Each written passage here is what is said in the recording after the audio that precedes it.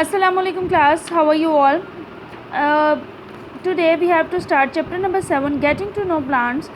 The basic objective of this chapter is written here. Basically दो main points हम इस chapter में study करेंगे. सबसे पहले हम प्लांट्स के डिफरेंट पार्ट्स को स्टडी करेंगे और उनके फंक्शंस के बारे में पढ़ेंगे. और सेकेंडली हमने पढ़ना है कि प्लांट्स का हमारे इन्वायरमेंट में क्या रोल है, क्या इम्पोर्टेंस है.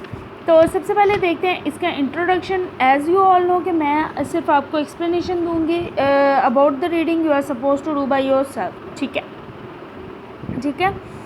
तो इंट्रोडक्शन में हमारे पास यहाँ पे लिखा हुआ है प्लांट्स की डिफरेंट कैटेगरीज़ के बारे में कि हर प्लांट जो होता है वो दूसरे से डिफरेंट होता है. कुछ प्लांट स्ट्रॉन्ग होते हैं, कुछ वीक होते हैं, कुछ की ब्रांचेस होती हैं, कुछ में स्टेम होती है, कुछ जो हैं उनमें सीड्स होते हैं, कुछ में फ्लावर्स होते हैं, कुछ में लीव्स होते हैं, कुछ में नहीं होते.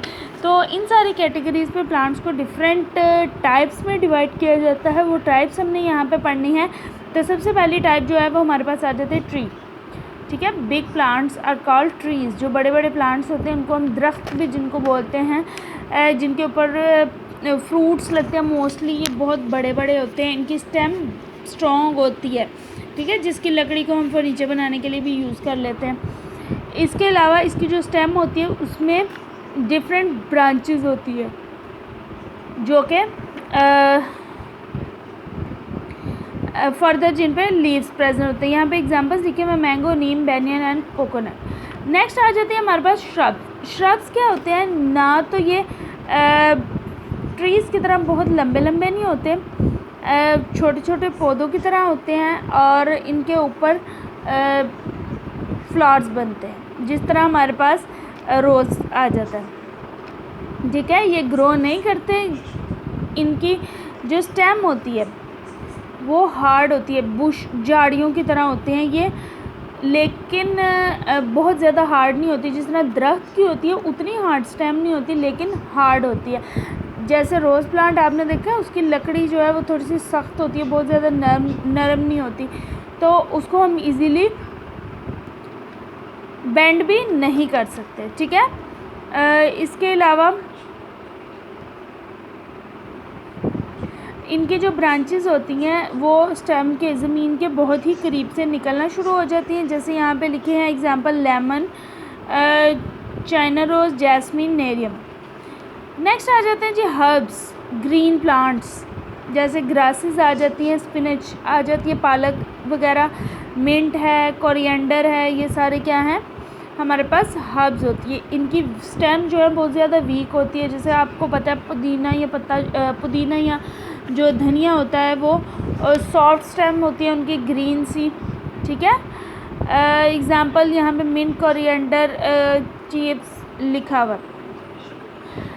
ये हो गया. इसके बाद यहाँ पर डू यू नो पहले देखते हैं before moving to the next page.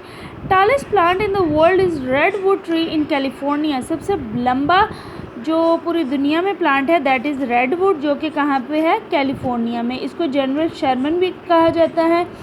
इसका जो ट्रंक क्या होता है, जो स्टेम का थिकर पार्ट होता है, is more than 80 metre high and 30 metre thick. Length उसकी 80 मीटर है और विड्थ उसकी, मोटाई उसकी 30 मीटर है. ठीक है. Is more that 3500 years old. और उसकी एज क्या है? 3500 ईयर्स. ठीक है. उसके बाद हमारे पास आ जाता है क्लाइंबर्स. क्लाइंबर का मतलब क्या होता है? ऊपर चढ़ने वाले. तो कुछ प्लांट्स ऐसे होते हैं जो क्लाइंबर्स होते हैं. जैसे जो कुछ प्लांट्स दीवार के साथ साथ ग्रो करते हैं, लाइक ये जो ग्रेप्स होते हैं. ठीक है. इनका कोई पौधा या कोई दरख्त नहीं होता, ये दीवार के साथ साथ ग्रो करते हैं और ये इनके साथ कोई भी इनको सपोर्ट प्रोवाइड किया जाता है. वो दूसरे ट्रीज़ भी हो सकती हैं, आर्टिफिशली भी हम प्रोवाइड कर सकते हैं. नेक्स्ट आते हैं हमारे पास क्रीपर्स. क्रीप का मतलब होता है रेंगना. ठीक है. कुछ प्लांट्स ऐसे होते हैं जो ट्री भी नहीं होते, दीवार पे भी ग्रो नहीं करते, वो ज़मीन के साथ साथ ग्रो करते हैं.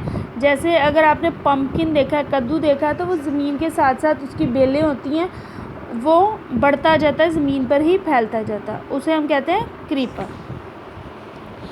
उसके बाद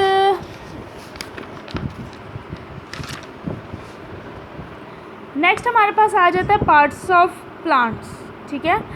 प्लांट के बेसिकली दो पार्ट्स होते हैं, दो सिस्टम्स होते हैं, एक होता है रूट सिस्टम और एक होता है शूट सिस्टम। रूट सिस्टम जो अंडरग्राउंड पार्ट होता है प्लांट का, ज़मीन के नीचे का जो हिस्सा होता है उसे हम रूट सिस्टम कहते हैं, जिसमें जड़ें आ जाती हैं। और शूट सिस्टम ज़मीन के ऊपर वाला जितना भी एरियल पार्ट होता है उसको हम शूट सिस्टम कहते हैं। ठीक है, तो यहाँ पे रूट सिस्टम को हम देखते हैं, इसका इंट्रोडक्शन पढ़ेंगे। रूट सिस्टम क्या है? अंडरग्राउंड पोर्शन होता है प्लांट का, ठीक है, जो हमें नज़र नहीं आता। इसमें रूट्स आ जाती है। अब जो रूट्स होती हैं वो बेसिकली दो तरह की होती हैं, एक टैप रूट होती है और दूसरी होती है फिब्रस रूट। ठीक है, टैप रूट कौन सी है? ऐसी रूट होती है जो कि अंडरग्राउंड स्टेम से निकलती है। ठीक है, कुछ प्लांट्स अंडरग्राउंड स्टेम रखते हैं, वहाँ से ये ग्रो करती है। इसके साथ साथ मेन रूट से बहुत छोटी छोटी ब्रांचेस नज़र आती है। जैसे यहाँ पे इस पिक्चर में आप देख सकते हैं, मेन रूट एक है, उसके साइडों पे छोटी छोटी ब्रांचेस निकलती हैं।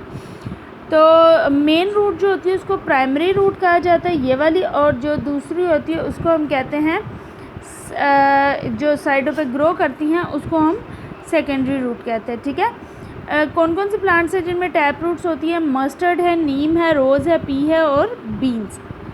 नेक्स्ट आ जाती है जी फिब्रस रूट। फिब्रस रूट जो है इनकी कोई मेन रूट नहीं होती, ये इस तरह से होती हैं। ठीक है, प्लांट के नीचे डायरेक्ट ग्रो करती हैं, छोटी छोटी ब्रांचेस होती हैं, इनकी कोई मेन रूट नहीं होती और बंच होता है रूट्स का। बहुत सारे रूट्स जो हैं एक दूसरे के साथ गुच्छा बनाया होता है इन्होंने। ठीक है, स्टेम की बेस पे ये ग्रो करती हैं और इसके एग्जांपल हमारे पास है वेट एंड मेज।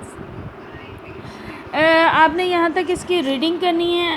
Along with that read out the definitions and underline the difficult words. Till the next video, take care of yourself. अल्लाह हाफ़िज़।